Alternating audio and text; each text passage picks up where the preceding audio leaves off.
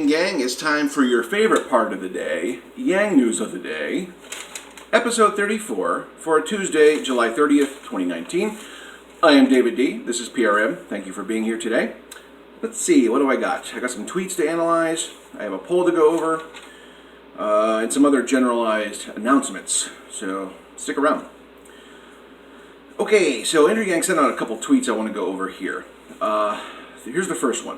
Quote, a higher minimum wage doesn't help people like my wife, who is at home with our kids, with one of whom is autistic. What does minimum wage do for her? We need to think much bigger about what work is and what value is in our society. A higher minimum wage also doesn't do anything for retirees unless you go back to work. End quote. These are great points. Whenever the minimum wage argument comes up, there's a lot of BS out there. But these are solid points. Minimum wage doesn't help people who are in caretaker situations, and with a growing elderly population, a huge senior citizen population, there's a lot of people who are in caretaker roles. And, I feel like I'm about to enter one myself. I mean, my parents are in their mid to late 70s. They're fine on their own right now, but, there's going to come a point where, one or me and my siblings are going to have to take care of them. And, Andrew Yang points out that GDP doesn't recognize that as work, okay? And that is work, as everybody knows. So the minimum wage doesn't cover that, okay? The freedom dividend does. And I just think that's a solid point there. And also about the higher minimum wage doesn't do anything for retirees. And when you retire, you go Social Security, and they gotta benefit too from increased equity in society, and they can do that by getting the freedom dividend of $1,000 a month. So these are just great points, and I just wanted to go over with you real quick here. Okay, another tweet here. Quote, access to healthcare should be a right of citizenship, and the most efficient way to accomplish this is through a Medicare for all system. End quote. Yeah, I differ with Andrew Yang, but it's not anything against him, because he does meet the bottom qualification for my Medicare for all, which is a public option. Like, I like how he talks here about healthcare being a right of citizenship, but, when you hear the language that's out there, it's like, the path's the Medicare for all. Everybody has a different path.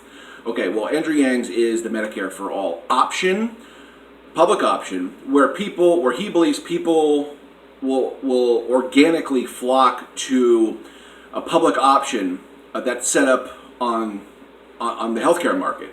And over time, naturally, it will just draw everyone out of the public market, therefore weeding us off of private healthcare insurance.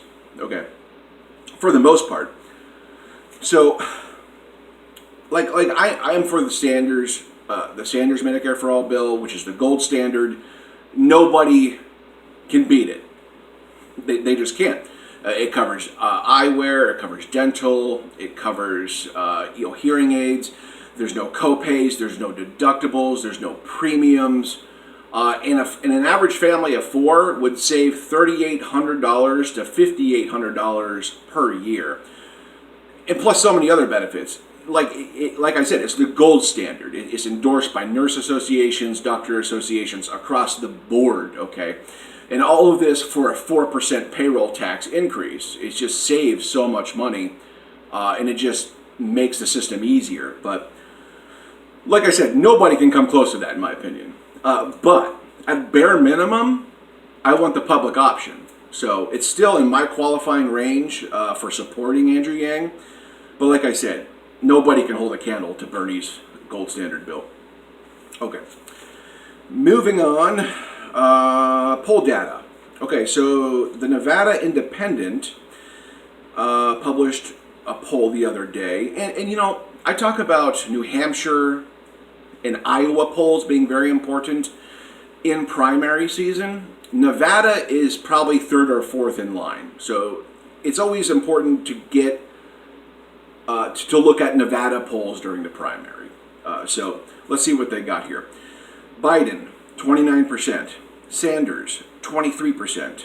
Warren, 11%. Harris, 10%. Buttigieg, 6%. Booker, 3%. O'Rourke, 3%. Yang, 3%. Castro, 2%. And a whole bunch at 1 and 0%.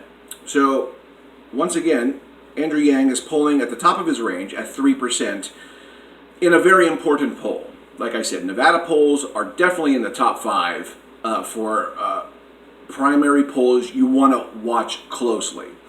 So, always great news to see Andrew Yang polling at 3%. You know, it's just going to be a steady grind for him, as we know. You know, it'll be a 1% here and maybe a 2% there, and it's going to be a gradual climb. Just don't look for him to skyrocket.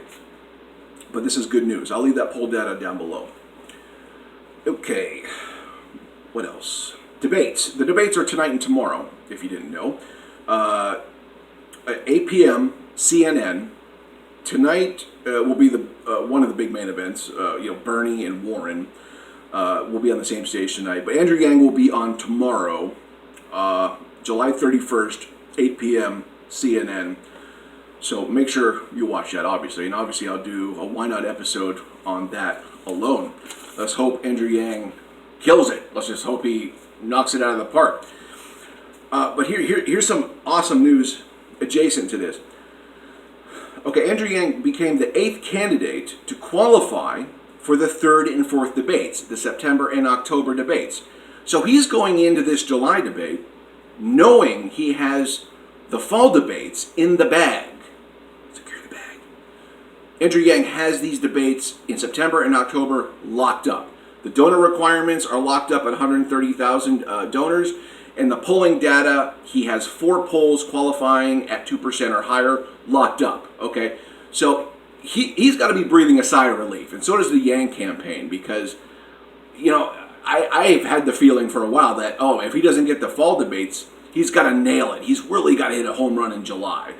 And we know it's somewhat impossible because the structure is so blunted, it's so stifling. People have 30 seconds and 60-second responses, and it's a nightmare. There's so many candidates, not enough time.